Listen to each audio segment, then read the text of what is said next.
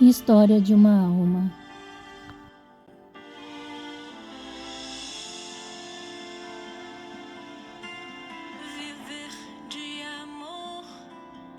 Apelo a Leão XIII, 1887. 3 dias após a viagem a Baiuques, fazia outra muito maior, a cidade eterna. Ah, que viagem aquela! Ela sozinha fez-me conhecer mais coisas que longos anos de estudo. Mostrou-me a vaidade de tudo o que passa e que tudo é aflição de espírito debaixo do sol. Mas vi muitas coisas bonitas, contemplei todas as maravilhas da arte e da religião. Sobretudo pisei na mesma terra que os santos apóstolos, a terra regada com o sangue dos mártires, e minha alma cresceu em contato com coisas santas. Estou muito feliz por ter ido a Roma, mas compreendo as pessoas de fora que pensam que papai me levara a fazer essa grande viagem a fim de mudar minhas ideias sobre a vida religiosa. De fato, havia com que abalar uma vocação pouco firme. Não tendo vivido na alta sociedade, Celina e eu nos encontramos no meio da nobreza, que compunha quase exclusivamente a romaria. Longe de nos deslumbrar, todos esses títulos e esses, de entre aspas, pareceram-nos mera fumaça. De longe, algumas vezes, aquilo me impressionara, mas de perto vi que nem tudo que reluz é ouro, e compreendi essa palavra de imitação. Não ides atrás dessa sombra que chamam de grande nome. Não desejai numerosas relações, nem amizade particular de algum homem. Compreendi que a verdadeira grandeza se encontra na alma e não no nome, pois, como disse Isaías, o Senhor dará outro nome a seus eleitos, e São João diz também: ao vencedor darei maná escondido, e dar-lhe-ei uma ficha branca sobre a qual estará escrito um nome novo, que ninguém conhece, exceto aquele que o recebe. Portanto, é no céu que o conheceremos nossos títulos de nobreza. Então cada um receberá de Deus o louvor que merece, e quem na terra desejou ser o mais pobre, o mais esquecido por amor a Jesus, será o primeiro, o mais nobre e o mais rico. A segunda experiência que fiz diz respeito aos sacerdotes. Não tendo vivido nunca na sua intimidade, não podia compreender a principal finalidade da reforma do Carmelo. Rezar para os pecadores me empolgava, mas rezar para as almas dos padres, e eu acreditava mais puras que o cristal, parecia-me estranho. Compreendi minha vocação na Itália. Não era ir buscar longe demais um conhecimento tão útil. Durante um mês, vivi com muitos padres santos e vi que sua sublime dignidade os eleva acima dos anjos. Nem por isso deixam de ser homens frágeis e fracos. Os padres santos que Jesus denomina no seu evangelho sal da terra, mostram em sua conduta que precisam extremamente de orações. O que dizer daqueles que são tíbios? Jesus não disse também: se o sal se tornar insípido, com que há de lhe restituir o sabor? Madre, como é bonita a vocação que tem por finalidade conservar o sal destinado às almas. Essa vocação é do Carmelo, pois a única finalidade das nossas orações e dos nossos sacrifícios é ser apóstolo dos apóstolos, rezando para eles enquanto evangelizam as almas por suas palavras e, sobretudo, por seus exemplos. Preciso parar. Se continuasse a falar sobre esse assunto, não acabaria nunca. Vou, querida madre, relatar minha viagem com alguns detalhes. Perdoai-me se me excedo nos detalhes. Não penso antes de escrever, e por causa do pouco tempo que tenho livre, recomeço tantas vezes que meu relato poderá lhe parecer um pouco enfadonho. O que me consola é pensar que no céu vos falarei das graças que recebi e poderei fazê-lo em termos agradáveis e encantadores.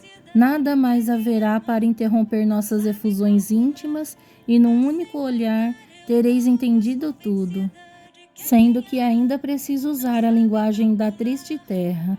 Vou tentar fazê-lo com a simplicidade de uma criança que conhece o amor da sua mãe. A Romaria saiu de Paris em 7 de novembro, mas papai nos levou a essa cidade alguns dias antes para que pudéssemos visitá-la. Às 3 horas de uma certa manhã, atravessei a cidade de Lisieux, ainda adormecida. Muitas impressões atravessaram minha alma naquele momento. Senti estar me dirigindo para o desconhecido e que grandes coisas me esperavam lá. Papai estava alegre. Quando o trem se pôs a andar, cantou este velho refrão: corre, corre, diligência minha, eis-nos na grande estrada. Chegamos a Paris antes do meio-dia e começamos a visitar logo. Esse pobre paizinho cansou-se muito, a fim de nos agradar, mas logo tínhamos visto todas as maravilhas da capital. A mim, só uma encantou, foi Nossa Senhora das Vitórias. O que senti aos seus pés é indescritível. As graças que me concedeu emocionaram-me tão profundamente que minhas lágrimas expressaram sozinhas a minha felicidade, como no dia da minha primeira comunhão. Fez-me sentir que foi verdadeiramente ela quem me sorrira e curava. Compreendi que velava sobre mim, que eu era sua filha, portanto só podia atribuir-lhe o nome de mamãe, pois parecia-me ainda terno que o de mãe. Com que fervor lhe pedi para me proteger sempre e realizar em breve o sonho de esconder-me à sombra do seu manto virginal. Era um dos meus primeiros desejos de criança. Ao crescer compreendi que era no Carmelo que me seria possível encontrar de verdade o manto de Nossa Senhora, e era para essa montanha fértil que meus desejos todos tenderiam. Invoquei Nossa Senhora das Vitórias para ela afastar de mim tudo que poderia ter embaçado minha pureza. Não ignorava que numa viagem como essa à Itália se encontrariam muitas coisas capazes de me perturbar, sobretudo porque, desconhecendo o mal, temia descobri-lo, não tendo experimentado que tudo é puro para os puros, e que a alma simples e reta não enxerga o mal em lugar nenhum, pois, de fato, o mal só existe nos corações impuros, e não nos objetos sensíveis. Pedi também a São José para velar sobre mim desde a minha infância. Tinha por ele uma devoção que confundia com meu amor pela Santíssima Virgem. Todo dia rezava a oração: ó São José, Pai e protetor das virgens. Por isso compreendi sem receio minha longa viagem. Estava tão bem protegida que me parecia impossível ter medo. Depois de nos consagrarmos ao Sagrado Coração na Basílica de Montmartre, saímos de Paris na segunda-feira, dia 7, pela manhã. Logo travamos conhecimento com as pessoas da Romaria. Eu, costumeiramente tão tímida que nem ousava falar, vi-me completamente livre desse defeito incômodo. Surpreendi-me a conversar livremente com todas as grandes damas, com os padres e até com o bispo de Coutances. Parecia-me ter sempre vivido no meio dessa gente.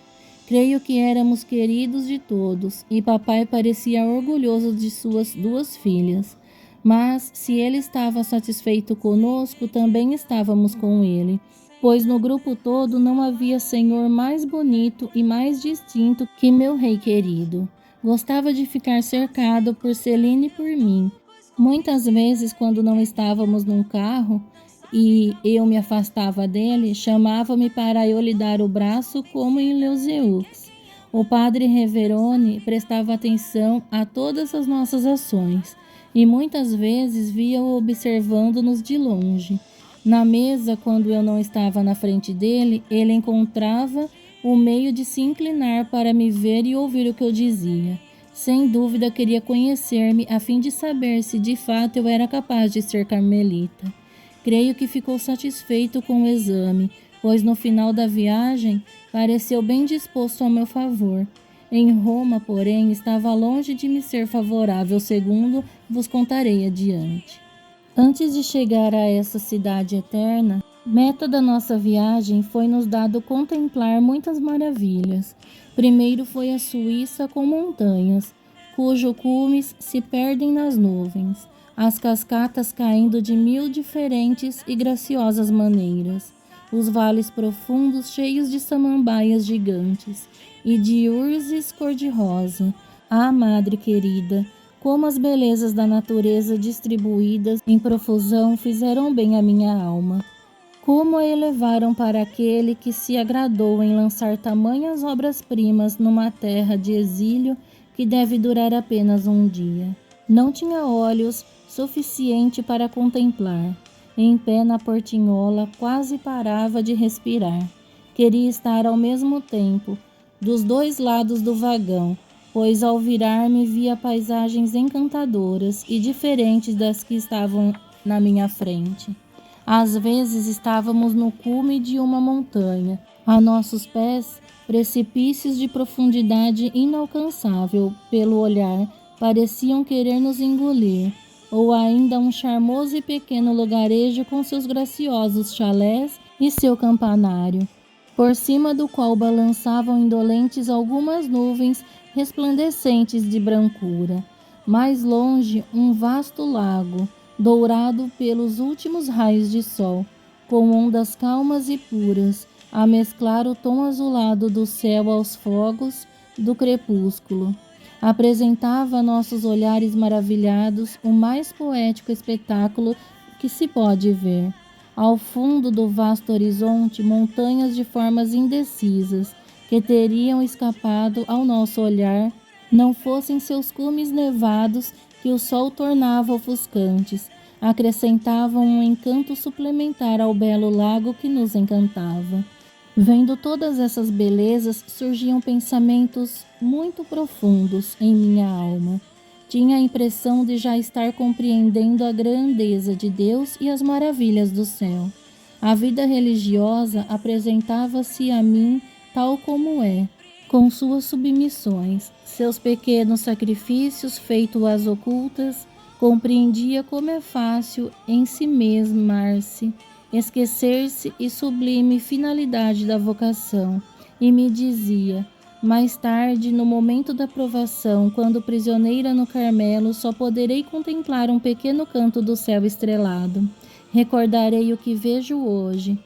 Esse pensamento me dará coragem. Esquecerei facilmente meus pobres e pequenos interesses ao ver a grandeza e o poder de Deus, a quem quero amar unicamente. Não terei a infelicidade de apegar-me a palhas, agora que meu coração pressentiu o que Jesus reserva a quem o ama. Após ter admirado o poder de Deus, pude ainda admirar o poder que deu às suas criaturas. A primeira cidade da Itália que visitamos foi Milão.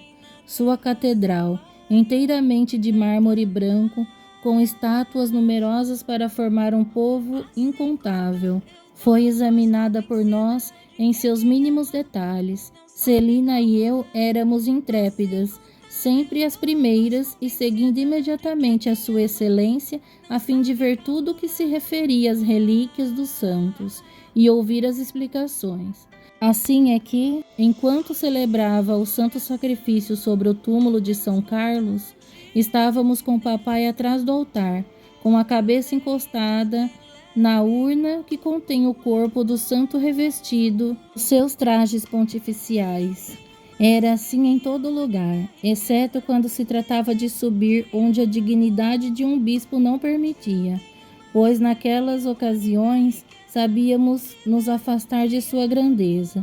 Deixando as senhoras tímidas esconder o rosto nas mãos, logo após ter alcançado os primeiros campanários que coroam a catedral. Seguíamos os mais destemidos romeiros e chegávamos até o alto do último campanário de mármore, e tínhamos o prazer de ver aos nossos pés a cidade de Milão, cujos numerosos habitantes pareciam formar um pequeno formigueiro. Uma vez tendo descido do nosso pedestal, começamos nossos passeios de carro, que deviam durar um mês e saciar-me para sempre do meu desejo de rodar sem cansaço.